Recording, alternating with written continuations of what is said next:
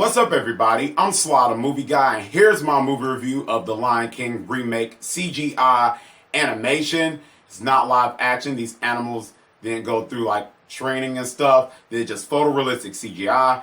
And it's directed by Jon Favreau, the director of Jungle Book, Chef, and other films. And it stars James Earl Jones, Donald Glover, Beyoncé, Alfre, Woodard, Chiwetel Ejiofor, Seth Rogen, Billy Eichner, Kani, John Oliver, and the rest of the other casting crew. And in this film, after the murder of his father, a young lion prince flees his kingdom only to learn the true meaning of responsibility and bravery. The Lion King 1994 film is one of my favorite Disney films of all time. I rewatched it recently, and the film is still great. The music score, characters, storyline, everything about that film is fantastic from start to finish. And so, hearing the Lion King remake coming out and bringing in the director Jon Favreau to do it, I was on board. Because what he did with the Jungle Book, the one that came out in 2016, was incredible. The CGI, the making the animals look so real and stuff like that, and then doing it on a blue and green screen, that was phenomenal. I couldn't believe how Jon Favreau and the team pulled that off. That was just like, wow, and all that. So, seeing Jon Favreau and the team coming to do the Lion King and stuff, I was just like, yes, fantastic. But the way Jungle Book looked, hey, bring them on board. I was just, that puts a smile on my face. And then I was just curious who's going to do the voice casting and stuff like that, who's going to be the writer of this film. So I've been following the news and stuff and all that, just see what was going to happen and stuff. I was just kind of curious who's going to be involved with this project and stuff like that. So each news I kept hearing stuff and all that, and some of it was really, really good and stuff. Some of it was surprises.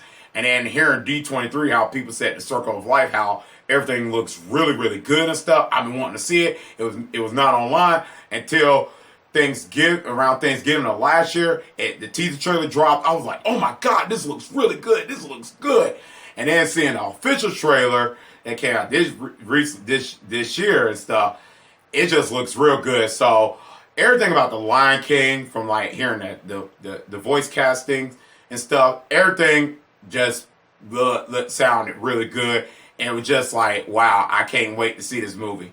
So going to the movie theater, just going to see this movie, does it live up to the original? Like, does it like capture the same magic of the original? I'll get to those things. Let me start off with the positives. The CGI, special, visual effects. All that looks beautiful. Just like the Jungle Book we're good. This film looks absolutely fantastic. The animals look real good. This film looks so beautiful. Everything about it. The trees, the grass, the African landscape, all of it looks good. I just was like, oh, it was just, man. Y'all right now, they get 2 thumbs up. The team, they did real good on the animal design, everything, the CGI, everything, the way it looked so good. Those are one of the things I can say. It's just an A+, just everything, 10 out of 10, everything about it looks good. Voice casting. Now, this is the one that everybody kind of, and I'm in that boat too, the original, the voice casting did absolutely phenomenal job from, like, James Earl Jones, Jeremy Irons, everybody did great. Voice casting here was kind of like one of the people's thing that was like, why we just couldn't bring back the old cast? And there's some casting members here that when I heard the newscast, I was like, yep, that was perfect casting. I like it. Yeah, one was kind of questionable. I was like, I don't know, got to give it a chance. And some of it was like, okay, I can see that. And so let me get on with the voice casting. Let me talk about it. James Earl Jones, back as Mufasa once again, absolutely does great once again. Man, it's great.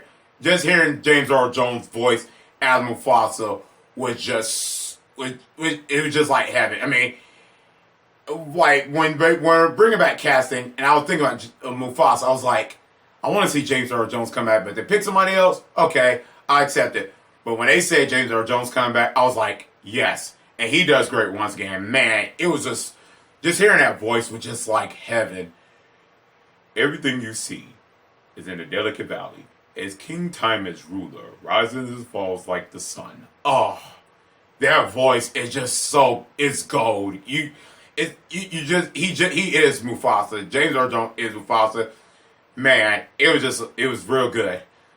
John Oliver as Zazu. Oh, I want Rowan Atkinson to come back. The guy that did Johnny English, Mr. Bean. But hey, John Oliver, when I heard the cast, I was like, huh? And then when I looked at the guy that does the host, the talk show, whatever, the late night talk show, John Oliver, I was like, okay, this voice sounds good as Zazu. And he was so great as Zazu. He was very funny. I really bought into it as Zazu. It was just, I like how they did Zazu from the original. I love the original the Zazu in the original. But here they really did some unique stuff with this character and stuff. And I really found it very funny. Just the same as the character, just like over the top, like really just kind of funny and stuff, like protective and stuff like that, and fearful and stuff. It was really great. Seth Rogen, Billy Eichner as Timon and Pumbaa. Especially Seth Rogen as Pumbaa. Oh my God. Seth Rogen was hilarious as Pumbaa. That's one of the castings. When I heard that, I was like, absolutely, that is freaking phenomenal. It's just something about it. Just Seth Rogen voice matches the character, and it just was so phenomenal. And Billy Eichner as Timon was absolutely great. Those two, along with just, man, they were just like, oh, it was fantastic. Those two were just hilarious on screen. They were just, I just say they were just as good as Nathan Lane and Ernie Sabella as Timon and Pumbaa. They were just so great. And Nathan Lane, I liked Nathan Lane as Timon. I still like Nathan Lane as Timon. And Ernie Sabella was great as Pumbaa. Seth Rogen and Bill Eichner, and those are one of my favorite Disney characters from The Lion King, and they put a smile on my face. I was just so happy of seeing that. They made me laugh. Them singing The Lion Sleep Tonight, Seth Rogen doing a wing and Bill Eichner saying a wee. It was, I loved it. It was a blast seeing that on screen. I loved it. I can talk about more of them. Every time they're on screen, I ate. It put a smile on my face every time. That was really great. Alfre Woodard as Sarabi. Hey, she did phenomenal. I mean, you can tell that Alfre Woodard put a lot of heart in this character. And it was not much screen time with Sarabi, but man, every time I heard the voice, you could tell that Alfre Woodard was really putting in with this character. I really absolutely enjoyed every time the screen times when she was on screen as Sarabi. That was great. Chiwetel Ejiofor as Scar. There's some parts I have little issues with. I get to those things. But I think Chiwetel Ejiofor, his take with Scar, I didn't think it was that bad. I didn't think it was bad. Is it better than Jeremy Irons? I don't think quite though. But I give Chiwetel Ejiofor some credit. I think he did great as Scar. I did enjoy his voice. I don't think as much like Jeremy Irons, because Jeremy Irons did so good as Scar. And that's one thing. Could they just bring back Jeremy Irons? Maybe, but I think Chiwetel Ejiofor did a good job with the character. I don't think he did quite as great as like Jeremy Irons, but I say it was good. It was good enough. I mean, I still felt that Scar presence and stuff where he wants to be the king and stuff. I still felt that part in the movie, so I still got that same vibe and all that and stuff. There's some lines delivery that Chiwetel Ejiofor that was kind of a little questionable. I won't go into sports. Some delivery I was kind of like, I think Jeremy Irons did better. And that's just that's just my opinion. There's some delivery lines I just like. I don't know. Was it better? But one of them I did like, and it was in the trailer. I was like, okay, I like that part. So that was one of the parts. Donald Glover and Beyonce as adult, Simba and Nala. I say they did fine. They did fine. I kind of it's just fine. And I'll go in depth about it later on about more the character. I say they did fine. But J.D. McCrary and Shahadi Wright, I can't pronounce the little girl actress name. Excuse me if I can't pronounce it. It's right here. Those two as young Nala and Simba. Oh, they were great. I mean, it was cute. The lines in them, they were cute. It was just, I enjoyed the screen time of them two characters on screen. Man, I enjoyed them. It was just just like the original. It's just something about it. It was cute. I think they did a great execution with them, and you could tell that J.D. McCrary and John Dead, excuse me, saying the name wrong. Man, really bad with that name. They just did very great with those two, and I could tell that Jon Favreau really worked hard with those two, because these are like child actors and actresses, so they did a really phenomenal job as young Nala and Simba. I think they did great. The hyenas, this is the part that I say the hyenas was great. Keegan-Michael and Eric Andre and the lady that played in Black Panther, forgot her name too. Excuse me, can't pronounce the name. Right there too, the title. Those hyenas, I would say they were fine in this film. They were fine. I like that how they did Shenzi or something, made her like more serious vibe tone. I think that was kind of a little different from the animation, but I still like the animation hyenas, the way they did the comic relief with Whoopi Goldberg and Shane Marine and Jim Cummings voicing Ed. I still miss that part of the film. Like I said, Jon Favreau wanted to make it different, because I think the hyena's name is Razizi, and the other one, I can't quite remember. But, I mean, the hyenas here was fine. I think like how Jon Favreau took the different approach with that a little bit, but still part of me missed the other hyenas from the original one and stuff. So that was one of the parts about that I missed from that film. But overall, the hyenas, they're fine. The approach of that was fine and all. Let me talk about the soundtrack in this movie. Now, this is one, I think one of the songs they could have left out is Be Prepared. Be Prepared, it was okay and all. I still like the Be Prepared in the original. That's one part. I like Be Prepared, and the way with Jerald and them did that song in the original was absolutely fantastic. Here, it was kind of like cut short, and the way they did it, I kind of was like, hey. It didn't hit me. It didn't hit me like the original, but that's fine. That's one I think they could have left out. Hakuna Matata, oh, fantastic. Billy Eichner and Seth Rogen did a fantastic job. It was really funny. I love that song. Hakuna Matata is one of my favorite, one of my favorite songs from The Lion King. And hearing it again, it just brought my childhood dream. Hakuna Matata, what a wonderful phrase. It means no worries for the rest of your days. Let me not sing. I love that song. It's freaking phenomenal. Love it. Everything about it was great. The Circle of Life is great. Brought back the memories. When I hear that, it's like the Star Wars opening crawl. I love it. Oh, it was just hearing that and the opening scene. It's just great. Can You Feel the Love Tonight? I like the song. I mean, I want to play the light song. But the way they did it in this film and stuff, it just was one of the parts I wish they kind of did better on, which I will get to my point of it on it. But the way it's done here, I mean, Beyonce Donald Glover, it's okay. I think Beyonce kind of overpowered Donald Glover, because Beyonce's more like, she has more powerful voice. Donald Glover is singer, but it just seemed like her voice kind of took over. But the song was fine. I say the song was okay. It's fine and all. Let me talk about J.D. McCrary's Just Can't Wait to Be King.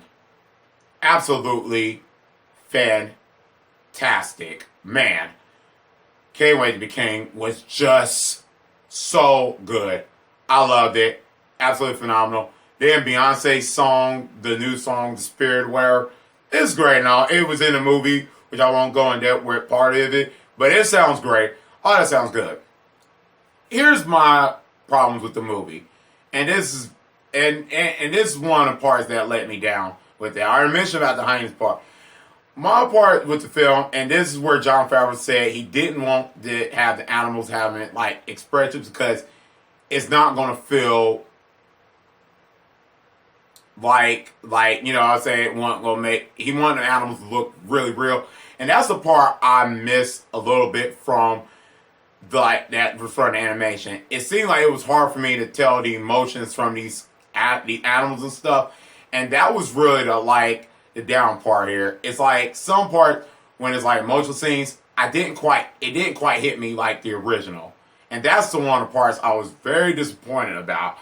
And that was just like, And some parts I did feel for it and stuff, but overall it didn't hit me as hard. Especially when it comes to like when Simba is like banished from the Pride Land and stuff, what Scar told him and stuff like that. Like that stuff. And then when he finally meets Nala and stuff, it's almost like that scene where Nala and Simba finally meet as adults. They didn't fully flesh it out. And that was like one of the parts I was really looking forward to. After seeing young Nala and Simba, that bond and stuff, I really liked. But then when it comes to the adult stuff, I thought they could have took the opportunity to make that part flesh out more. Because Donald Glover and Beyonce, which I find these like talented actors, singers, and whatever like that, I find them very talented, and I thought that this could have been like the opportunity to flesh them out. I mean, like, I was looking forward to that, and it just like cut really short in that part. I was like, man. And then when that part like came for the love tonight, it was done in like in the afternoon and stuff, so it's kind of like it's not at nighttime stuff. It would have been better at nighttime and stuff. So that whole part like that in the movie, I was really looking forward to like would they improve upon that from the original, and it just did it. It seemed like the original did it better and stuff. So that was kind of like very like kind of a little bit disappointing and stuff.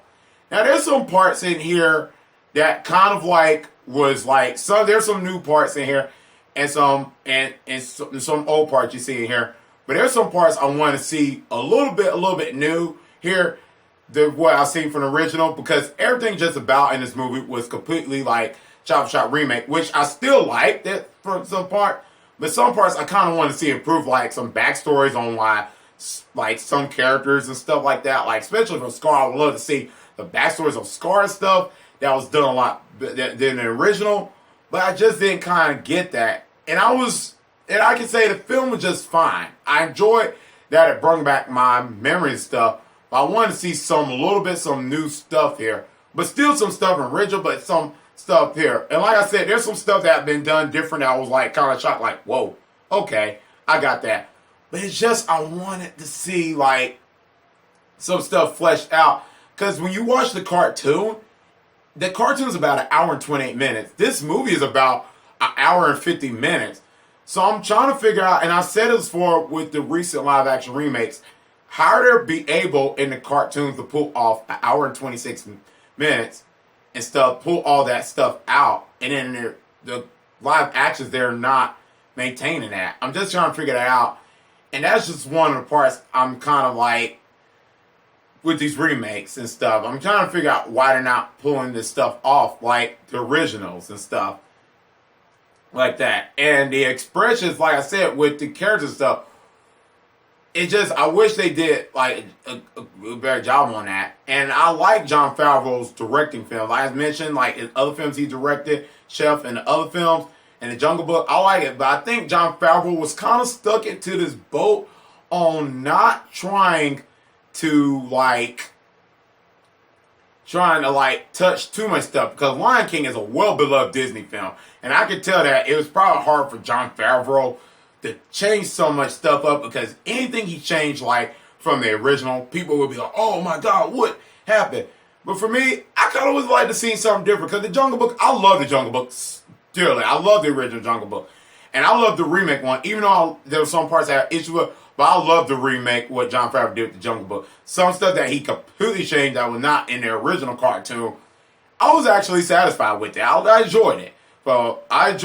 So I'm kind of looking forward to what he's going to do with the Lion King to see what kind of change he's going to do. Some of it I like the change, but overall it was just like some of the same parts and stuff. So it was not like there were like completely like shocking moments here. It was like some of the same stuff.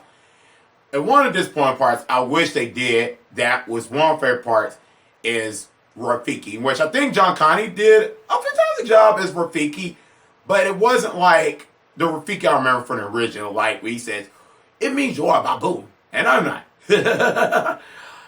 Rest in peace, Robert Guillaume did a fantastic job of Rafiki. Rest in peace, man, I miss the guy. He did so freaking a phenomenal job with that character. It just, I wish they kind of did that comedic with Rafiki, and they kind of didn't do it here. They kind of made Rafiki kind of like a serious thing. They're trying to get Simba back to back to Pride Rock and stuff. So they made it serious, and I wish they just put that comedic stuff in here. Let me mention the other negative parts. When it comes to this film, they don't flesh out, like, build you up the scenes and stuff. That's my problem with this movie. It's like from the original, they built the stuff up. But they didn't. They built the stuff up, so when the scenes, it let you soak in, like especially with the stampede scene and stuff. Like it built up with the Simba expression. It just here, it didn't build up to that, and it was like that. I just didn't get that. It just never built up. And then in the end, where Simba finally gets the become king, there's like the way they built it up. I just was like. I enjoyed it, but it wasn't like put chills down my spine like the original. And I was hoping for that. And I was like, ah. And that was just one of the parts. Overall, was this film like a necessary remake?